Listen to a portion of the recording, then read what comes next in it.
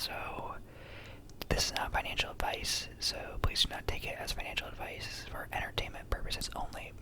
Please do your own research and consult with a financial advisor and all that. But yeah.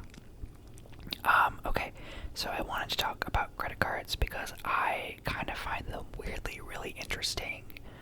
I'll link a video in the description. There's another ASMR YouTuber out there. I think his name is Whispering Trey. He has a really good video on there on like how to build credit, which I just think is interesting. And yeah, but I've kind of found credit cards to be really interesting within this past year, and I've had a credit card since I was 18, but it was just your standard cashback card, and it wasn't until earlier this year where I kind of got into the more credit card points maxing stuff. So I thought I could make a video on it. So let's just kind of talk about that.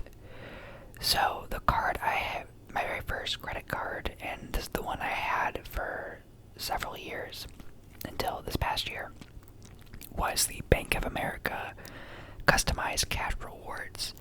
So I bank with Bank of America. I have since I was a kid. So it was really easy for me to get approved for the credit card when I was 18 because I just had banking history with them. Sorry, I'm just making sure this video is recording because I keep running out of storage. But with the Bank of America customized cash rewards, you can choose which category you want your cash back in. And this is just a standard cashback card, so you get 3% cash back in the category of your choice. So that can be either gas or EV charging, online shopping, dining, travel, drugstore/pharmacy, or home improvement furnishings. You get 2% cash back at grocery stores and at wholesale clubs, and 1% cash back on all other purchases. And there's no annual fee. So, I used this one throughout college. I had my 3% category set to, I think, dining, and then I would sometimes change it to online shopping, like around when Black Friday came up, because I would get stuff on sale there. But for the longest time, that was the only credit card I had, and I definitely switched it to 3% when I moved to this current apartment. Sorry, you guys can probably hear my fridge in the background. But when I moved to this current apartment, because I needed furnishings, I needed furniture, I needed dishes, I needed basically everything.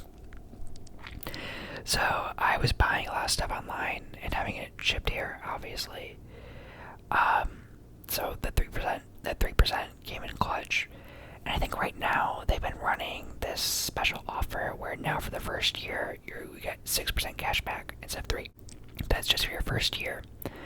And this was a pretty good card. Like, I always pay everything off on time. That's what, if you want to take anything from this video, it's pay your balances on time in full. Like, never carry a balance. Just because that interest is going to smack you.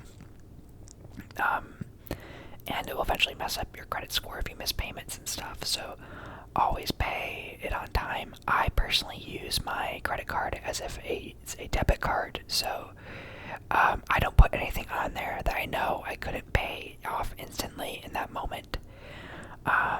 Just a good financial habit, I think, to do. Just because, you don't want to put a bunch on your credit card, and the statement the statement due date rolls around, and now you're like scrambling. So yeah, I've never had to worry about the APR or anything because I pay everything off on time, so I'm not paying interest. So that's my spiel on that. But this year, I kind of realized I wanted a better credit card. I had some international travel coming up, so I wanted a card that didn't have any foreign transaction fees, so I knew I wanted a travel card. But I also wanted a card that was earning me more points or more cash back. So the very first card I opened back in January of 2026 and I only have 3 total credit cards, was the American Express Gold card, and I'll get into a moment why I didn't go with the Platinum card. But with the Gold card, the annual fee is $325, which seems kind of high. For me at the time, I was like, I didn't want to be paying a fee, like an annual fee for a credit card. That's kind of a high amount just to put stuff on there. But American Express is really good about having credits, and I've heard some criticism of people like, oh, it's basically a coupon book, and I don't agree with that. Because of the points multipliers, which I'll get into in a second. But with the American Express Gold card, so to begin, you get $10 a month in a dining credit that you can use at Grubhub, Buffalo Wild Wings, Five Guys, or the Cheesecake Factory, and also Wonder. So that's $120 a year. And I live in a city, so it's super easy to get Grubhub. Grubhub is probably the one where I use it the most. I actually have not used it at any of those other places, but what I'll do with Grubhub is often I will order at the restaurant using Grubhub, and I'll go and pick it up. So I'm not even paying like delivery or anything like that. I think with Amazon Prime you get either like a free Grubhub premium or something. So I don't know.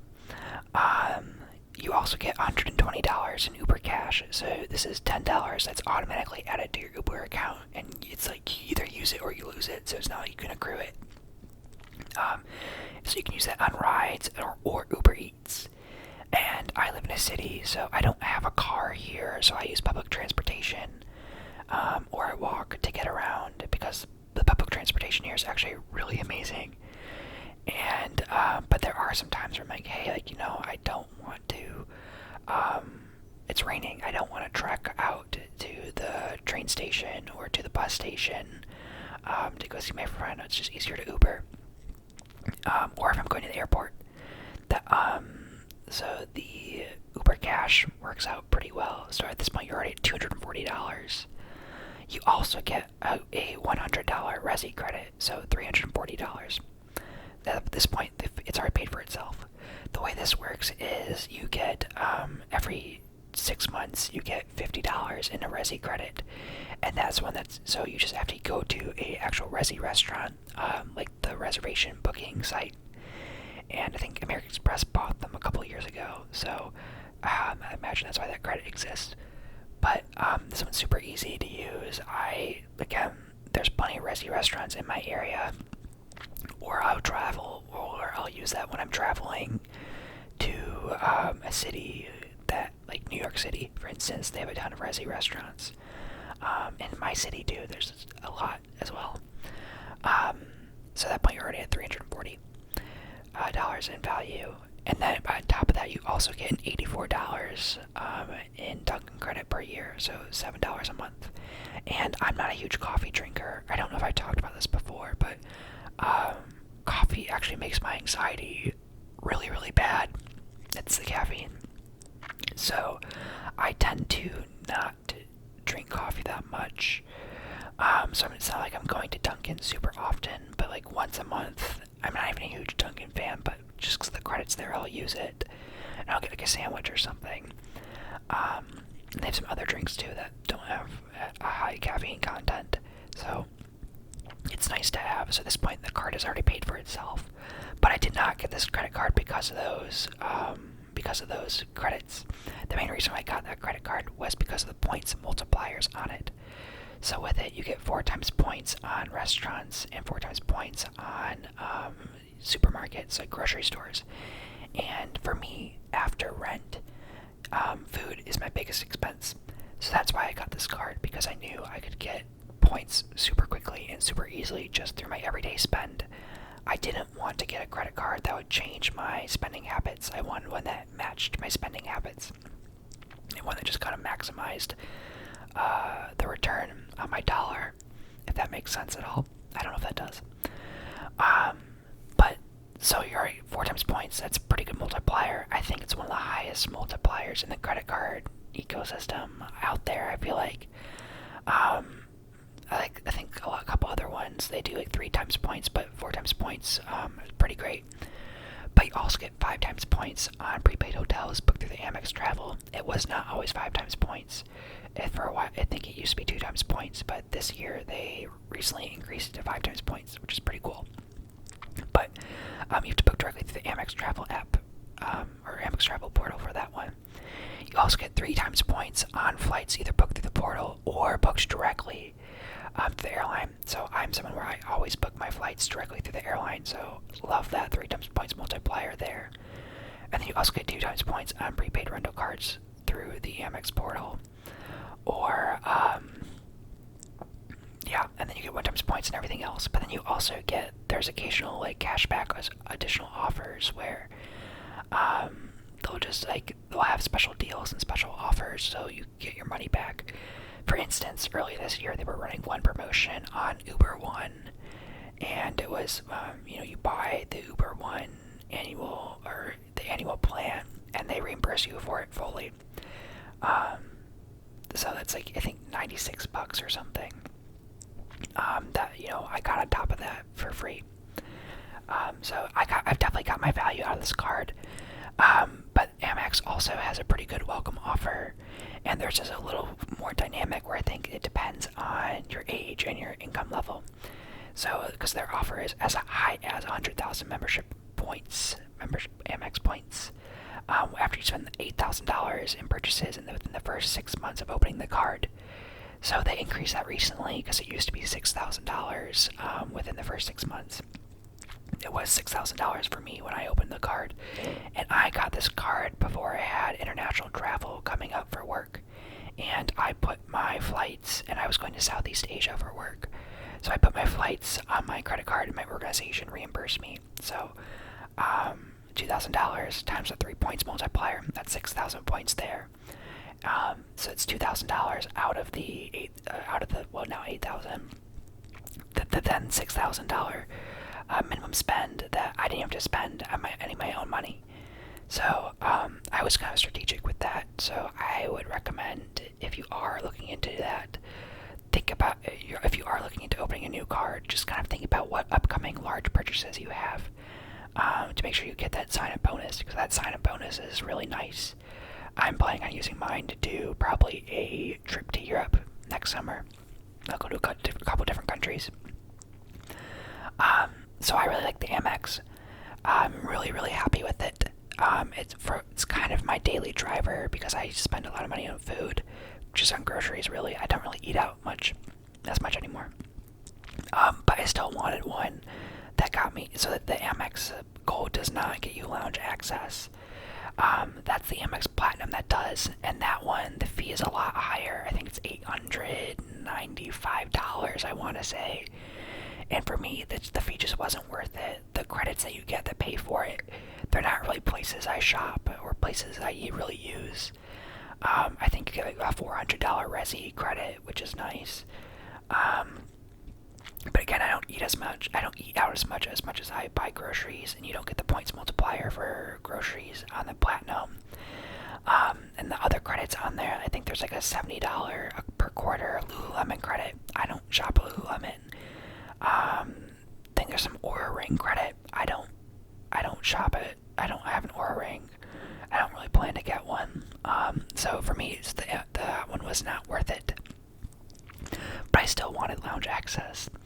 So that's why I got the Capital One Venture X. And so the Venture X actually pairs really well with the American Express card. Oh, one thing I forgot to say about the American Express is that they pair with Rakuten. And Rakuten is that online shopping portal where you can earn additional cash back. So, but they let you use your Amex points for that. So you can redeem it as Amex points. So, if there's something on sale online, chances are that store has, a good multiplier through Rakuten. I can use those points. I can use Rakuten to accrue points in a way that I couldn't if I was just using the Amex directly. Does that make sense? Because it's like 1 times points only on Amex. But with Rakuten, I'm able to increase that to like 2 or sometimes 6. Sometimes 10. I've gotten it where I was up to 14 times points too. So I wanted one that got me. I wanted a card also that got me. It's like a good catch-all card. So anything that didn't fit into those points multipliers, I wanted something I was still earning more than 1 times points, and that's where the Capital One Venture X card comes into play. So with the Capital One Venture X, I believe the credit card, I think it's a $395 annual fee. Yeah. But you automatically get a $300 annual travel credit when you book through the Capital One portal. You also get a pretty good welcome offer, 75,000 bonus miles. And then on your anniversary of the card, you get 10,000 bonus miles, and that's equivalent to about $100 US towards travel every year. So at that point, with between the annual travel credit and the bonus credit, you've already paid off the annual fee. But you also get $120 global entry or TSA pre-check credit. I already have pre-check. I've had pre-check for a couple of years now, but I don't have global entry, so I need to get global entry. That reminds me, I have a trip coming up.